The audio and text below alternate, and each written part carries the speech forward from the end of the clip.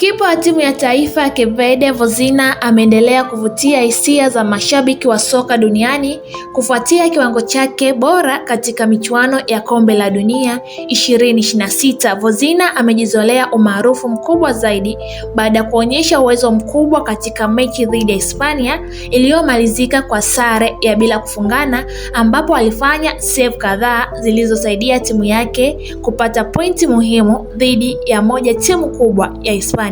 Baada ya mechi hiyo, kipa huyo ameshuhudia ongezeko kubwa la wafuasi wake kwenye mtandao wa Instagram, ambapo hapo awali alikuwa na followers 50,000, lakini baada ya mechi hiyo amefikisha followers milioni 5, hali inaonyesha jinsi alivyogusa hisia za mashabiki wa soka duniani kupitia uchezaji wake.